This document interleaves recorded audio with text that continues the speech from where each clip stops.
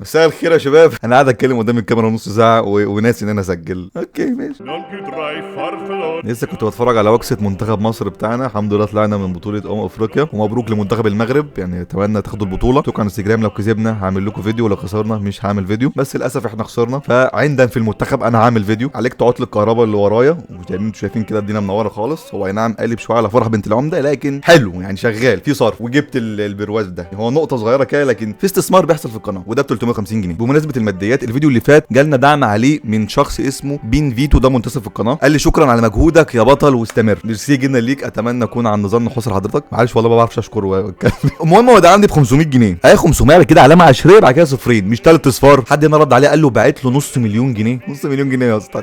حد حب يشرح له قال له 500 جنيه يا اسطى، يعني افهم بقى. قال له ازاي 5 اصفار؟ طب حضرتك محو اميه ولا انت ايه؟ يعني لو محو اميه هيبقى فاهم برضه. احمد بقى بيغسل 500 جنيه بخسر 500 جنيه، يعني اليوتيوب لسه هياخد منهم 60%، واللي هيتبقى من الغسيل هيطلع لي في الاخر 20 جنيه ولا حاجه. الموضوع مربح جدا بجد، انتوا ناس زي العسل. واي حد يعني مش فاهم يعني اسال شات جي بي تي على الاقل. وفي النهايه برضه حابب اشكر اي حد متصل في القناه او بيدعم اي دعم مادي باي شكل من الاشكال من غير ما اطلب، فده اكيد يعني محبه انت بتحاول تظهرها لي. فانت اخويا وانتوا اخواتي وانتوا اختي، ولما اقول لك انت اخويا فانت فعلا اخويا، مش كلمه بقولها لك بس عشان اخد منك مصلحه وخلاص. الكلمه دي كبيره، ها خد بالك. بس كده عارف انا طولت عليكم في بدايه الفيديو، بس يعني لو كنت طولت كنت اعمل سكيب وخلاص. يعني فيديو النهارده من شناتكم، واتمنى تنزلوا وتعملوا لايك. وقبل ما نخش الفيديو صلوا على النبي عليه الصلاه والسلام، دول اخواتنا في فلسطين. يلا اول فيديو معانا اخواتي وحبايبي، النهارده في ماتش عالمي بين السنكر ومصر. طبعا انا ايه مين اللي هيلعب؟ في ماتش عالمي بين مين؟ بين السنكر ومصر.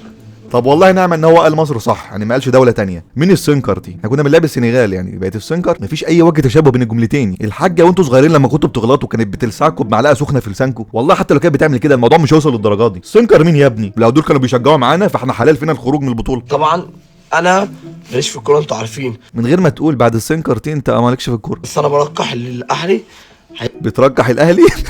هو تقريبا فاهم ان السنكر هيلاعب مصر والاهلي هيجي يحكم في النص والاهلي ممكن يكسب. انت بتشجع كره يد ولا كره قدم؟ يعني الكره اللي انت بتشجع انت مصطبح ايه؟ يعني بتصطبح مع اخوك كروان قبل ما تصوروا ولا انت بتعملوا ايه؟ يكسب ان شاء الله 4-0 ان شاء الله بعون الله. وكله يكتب في الكومنتات يقول التصويت هيبقى كام. بس انا ان شاء الله انا بقول لكم ان شاء الله الجوله دي بتاعتنا ان شاء الله. الجوله دي بتاعتنا؟ اقسم بالله عقدت لي مخي بجد. يعني ايه اللي الجوله بتاعتنا؟ ده ماتش كره قدم مش جوله على التيك توك. انت قلت 3 فرق هيلعبوا مع بعض، الاهلي ومصر والسنكر، والاهلي فرقه محليه ودول منتخبات. يعني انا بشرح لك ايه؟ والله انا اللي غبي. وكلنا بنحب مصر وكلنا ان شاء الله بنحب مصر. ايه مصر دي؟ مفيش حاجه اسمها كده اصلا، ما ينفعش تقول كده، عيب. هناخدها ان شاء الله بحبنا. لقيتوا يا شباب ان شاء الله الجوله دي بتاعتنا، ولا سنكر ولا خير. لا سنكر ولا غير، المقاولين هو اللي هياخدها. انا بشجع المقاولين في افريقيا وبتوقع انها تكسب 4-0. الاهلي هو زي ما هو. نفسي افهم بجد، انت قاصد ولا انت فعلا ما انتش فاهم اي حاجه في اي حاجه؟ وانا راجح انت مش فاهم اي حاجه في اي حاجه. ما انت قلت مالكش في الكوره. سنكر واهلي ومصر نمبر 1. نمبر 1. يلا انا قلت حي كل اخواتنا واحنا كلنا في ظهركم. والله احنا اللي كلنا في ظهرك، ويمين انا اول واحد في ظهرك وادعمك وهفضل ادعمك. ان شاء الله هيرفعوا راسنا وناخد الجوله ان شاء الله وناخد الكاس الكبير ان شاء الله. والله العظيم انت اللي محتاج تاخد الكيس الكبير انت واخوك. ما طبيعي نطلع من البطوله، احنا مستغربين ليه؟ لا منتخب نافع ولا جمهور نافع ولا اي حاجه نافع. حد هنا بيقول لك الناس اللي بتتفرج علينا من بره مصر اشتموا براحتكم، احنا نستاهل اصلا. يا اخي الله يفضحك. الناس اللي عماله تهري وعماله تهري كتير والهري بتاعها تعبني، بتاعت المتجوزه ابو عمار ونقول لهم ويقولوا المتجوزه ونقول لهم لا. ستوب. ناس ايه اللي بتهري؟ هو ابو عمار جاي من اسوان ماشي ولا ايه؟ مش ايه الميه ليه عامله كده؟ ابو عمار انت لو بتغير زيت الميه مش هتبقى باللون ده. التانك عندك مخروم، الفتيس بيسرب زيت. في حاجه غلط، يعني في حاجات غلط. لون الطبق مش باين من وساخه الميه. الطبق ده قنبله موقوته من الجراثيم ما يعادل ميه النار، يعني لو كبته لحد ممكن تقتله. رحتونا في عشتنا يا جدعان. ده جوزي والله المال الحلال. جوزي مال ايه اللي حلال يا ابو عمار؟ ده بيت المال الحلال. مش بتريق والله، ده تعديل بسيط بس خليه بيت المال، ده بيقوي المعنى وبيبرزه. ما علينا دلوقتي من موضوع جوزك وهو المال الحلال. انا عايز افهم ايه حوار الميه ده، يعني وضحوا لنا طيب. جوزي يا جدعان افهموا. المال الحلال اهو، ومعمار المال الحلال اهو. ام عمار اختنا وضرتي وحبيبتي. هو متجوز 2 ام عمار والاخت الاكسجين دي. طب خلينا في محتوى الفيديو، يعني غسيل رجلين ابو عمار. والله جوزي وفيها ايه لما انا اتجوز تاني؟ مش عيب يا جدعان على فكره، يعني ربنا يخلي لك جوزي. القوطه دي قلبي يا جدعان. فيا جدعان بطلوا هري، الفيديو ده انا عاملاه مخصوص النهارده. ملكة حب كلها شحم وزيت ودهون، وليا اللي هي برضه لازم تحضر معانا. حد هنا بيقول لك دي شكلها اخته على فكره، يعني يصدق ممكن. النهارده يا جدعان جوزي ابو عمار متجوزني انا وام عمار وحامل في 4 اشهر. والله حامل؟ الف مبروك. طب فين مش المفروض يبقى فيه فاهم وراح فين؟ يمكن مستخبي وسط الامعاء ولا حاجه. كمان شهرين بطني هتكبر، ولما نجيب النون ان شاء الله في ال9 اشهر هنوريكولكم. اي حد عايز يشوف البيبي هنوريكولكم. طب برضه ما اتكلمتوش في صميم الموضوع، ليه الميه لونها كده؟ يعني لو رجليه مصديه وبنصنفرها في الميه مش هتبقى الميه لونها كده. يا جماعه هو لسه في حد بيشرب الميه العاديه اللي ب 10 جنيه دي بنشتريها من الكشك او من السوبر ماركت ب 10 جنيه؟ يعني انتوا ممكن تتخيلوا ان انا اشرب ميه ب 10 جنيه؟ لا سوري، انا بشرب. ده فينيسيوس جونيور صح؟ يخرب بيت الشبه، وبيشرب من القعده. فينيسيوس برضه بيشرب من القعده. غير اسم الاكونت اللي شبيه فينيسيوس يلا حالا. الناس اللي كانت بتقعد تسال في الكومنتات ايه اللي انت حاطه في بوقك ده افيزي اللي هو بيمسك السلوك ده، انا بعتبره خله سنان. وبعدين ما حدش يقعد يقول لي بقى مضره مش مضره، انا مش بشايش قدامك. بعدين بقى ولا بقك حبيبي والله بهزر معاك. يا حبيبي تحب وداني حبيبي تحب وداني. مين الظريف اللي عمل منشن؟ لومه ولا لما مش عارف مين دي. مبسوطه يا لومه معانا؟ لما اديك بلوك دلوقتي تعرفي تعملي منشن تاني على اي فيديو. شايف انت بطلت تنمر عليا لحد امتى بقى؟ ما خلاص بقى قلت لكم وداني رجعت لورا. عشان مش هقول بقى. ويت من شويه انت كنت بتغسلي رجل ابو عمار وانت مراته، دلوقتي انت بتغسلي رجل ام عمار اللي هي ضرتك، وبرده الميه عكره بتشخوا فيها طيب ولا ايه الدنيا؟ ما عايز افهم. يعني انا مش مستغرب ان انت بتغسلي رجل ضرتك عادي، الميه لونها كده ليه؟ ايه ده يا عشان دي بتاعت ام عمار قلبي. كلكم يا جدعان عارفين ان انا زعلانه ام عمار. لا يا جدعان ده سوء تفاهم خفيف، لكن دي اختي وحبيبتي واغلى من نور عينيا. معلش لو بتدخل، حصل ما بينكم سوء تفاهم خفيف وهي اختك وحبيبتك ونور عينيكي، فبتصالحيها تغسلي رجليها؟ يعني في سوء تفاهم بتغسلي رجليها، لما بتغلطي فيها بقى بتربطك على عمود وبتجلدك ولا ايه الدنيا؟ عايز افهم ايه الكومنت الغريب ده؟ يا ابو عمار وربنا يخليهم لي وما تحرم منهم ابدا، ولا عاش ولا كان ولا اتخلق ولا جه. اللي هيفكر في يوم من الايام يبعدني عنهم ولا يزعلني. يا جدعان لما عرفت ان انا تعبانه واقسم بالله جات لي جري، انا بصوا رجلي بابا مش قادره امشي منها بسبب الشوكه اللي جات لي ديت. شوكه؟ حتى الامراض بتاعتكم غريبه. يعني ايه اللي شوكه جت في رجلي؟ دوست على شوكه؟ يعني الناس بتدوس على مسامير، انت دوست على شوكه؟ شغاله في السيرك؟ وربنا يا جدعان راحت مسخناني ميه وحاطه لي فيها ملح وقامت شخه فيها. ميه لونها كده ليه؟ ميه مش هتبقى باللون ده غير ان حد شخ فيها. بتاع ده مش عشان بقى احنا بنعمل ترندات ولا الكلام ده، لا ده حبا في بعض. والله ترند خالص، حبا في بعض فبغسل لها رجليها. لا واللي يجننك ان هي ضرتها. يعني التفسير المنطقي الوحيد اللي جاي لي في عقلي ان ده فيديو اي والاي اي بقى فاجر ممكن يعملها. انا وصورت خطبنا. هتتخدم ولا مش هتتخدم؟ براحتك. الحمد لله شهادته جاهزه وكل حاجه جاهزه، يعني انا هروح كده وخلاص، بس انت هتجيب لي فستان. يعني موافقه؟ موافقه. هتجوزك 3 ساعات. 3 ساعات حلو. دي بتشقط كروان عينك كده. طمعانه في الشقه السوبر لوكس اللي انت جايبها. كروان وخطيبته.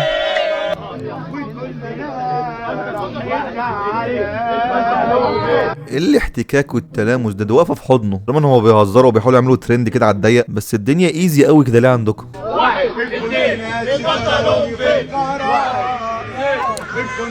هو اي حد في عيله البنوته دي من فئه الذكور عادي كده تبقى واقفه وسط كميه رجاله غراب عنها عادي؟ اوبن مايند صح؟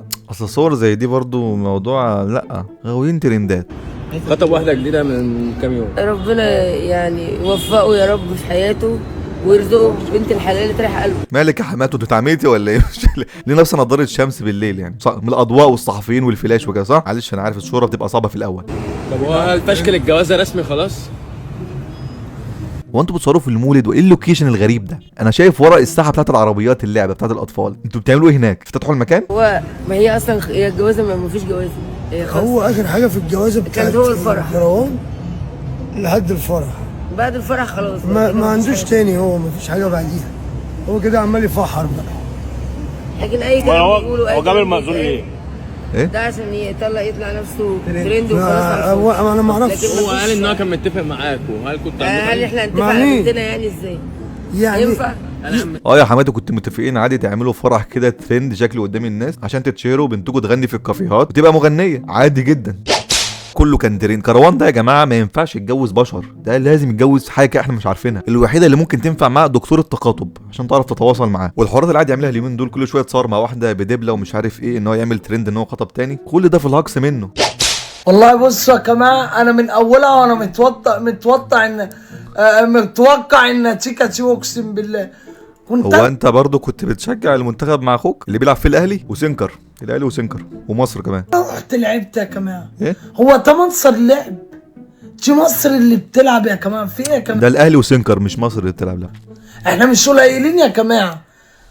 ايه اللي حصل ده يا جماعه؟ اللي حصل ده اللي حصل بره ما حصلش حاجه، انت ايه اللي صحاك من النوم بس؟ انا اتصدمت وقعت كمان والله وقعت اغمى عليا وما شربتش ولا كرت من الصبح. احنا خسرنا الصبح، ده من نص ساعه الماتش كان بيتلعب يعني. بقت من الصبح. ما انت كنت بتتفرج على سنكر ومصر والاهلي، فكنت بتتفرج على ماتش المنتخب والسنغال بتاعنا عشان الكاس. ليه يا جماعه بتعملوا فينا كده ليه؟ ربنا يسترها في اللي جاي. اللي جاي ايه حضرتك؟ احنا طلعنا خلاص من البطوله، ما عادش فيه جاي، احنا هنروح كده هنلعب بقى على الثالث والرابع ومش مهم نلعبها اصلا، كده كده خيبتنا قويه طول ما انت بتشجعنا. احلى اخوات في الدنيا كلها، انا منتصر كل اصحابي وكل حبايبي يجوا يمثلوا معايا، بس هيطلعوا كومبارسات الصراحه. كومبارسات؟ هو تقريبا قاعد في كرفان حاجه شبه كده، فممكن يمثل. ما هو بيدوروا على ادوار شمامين اليومين دول. مش مستبعد خالص ان كروان يظهر في رمضان الجاي في المسلسلات عادي جدا، توقع اي حاجه وبعد كده يحذفوا المشاهد بتاعته ويحبسوه. ده كده كده. حبيبة قلبي يا ام عمار، الف سلامة عليك يا ام عمار. معلش هو المحتوى بتاعكم اليومين دول دعك رجلين بس، مفيش حاجه تانية بتقدموها؟ طب نزود بادي كير ومانيكير يعني، مش هنسيبها كده وخلاص. الف سلامة عليك يا روح. والله العظيم انا ما شفتش حب بالحب ده كله. ايه يابا؟ جوزي حبيبي وقلبي ونور عينيا حبيبتي ودرتي حبيبتي، هما الاتنين يا اخواتي. شفت الحب ده كله؟ احنا لو في الجنه مش هنشوف المنظر ده والله. برضو نظريه ان الفيديو ده اي لسه موجوده في بالي. اوعوا تحتسدونا عشان انا عارفاكم. اقسم بالله، اقسم بجلالة الله انا رزقي حلو وربنا بيحبني. اتنين بيموتوا في بعض، اتنين بيحبوا في بعض مريحيني. طب وده يا ابو عمار ما يشكككش في العلاقه دي شويه؟ انا نفسي شكيت يعني في حاجه غلط والله، مش مسرح لكم. مش واجعين لي دماغي. بيقول لك ايه اللي يقول لك ام عمار وتوته انتهوا، قول له لا ده علقها. اديها له بقى. لا مش هداله، لو اديتها له بالمنظر ده هيسب لي. بعد ما الفيديو يخلص كل ده بيتلم وام عمار بترجع تاني في مكانها وده في مكانها، ولا دي بيتكلم دي ولا دي بيتكلم دي. هو ابو عمار بيثبتهم بمطوه قبل الفيديو، هنصور فيديو كذا كذا كذا كذا، اللي بنت ابوها منهم تقول له لا هيركبها لها، مفيش غير كده ما تفكرش.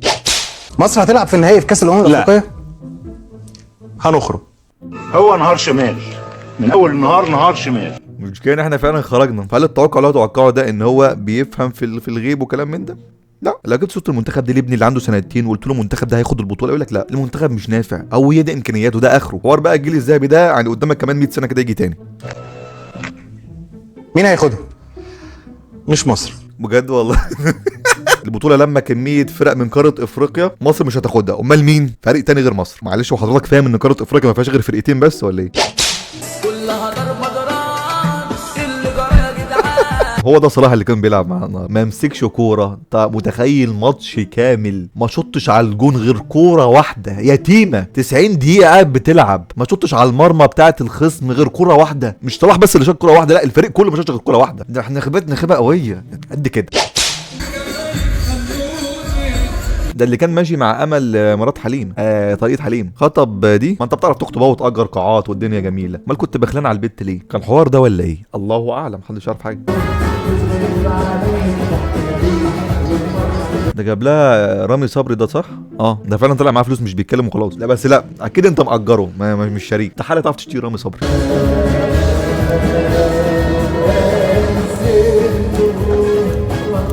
مش عارف هو بيرقص ولا دي تمرين باي، بس اتحرك شويه يا اسطى يعني ما تبقاش خشبه كده متحرك. حاولوا تتعلموا من فيديو فرحي.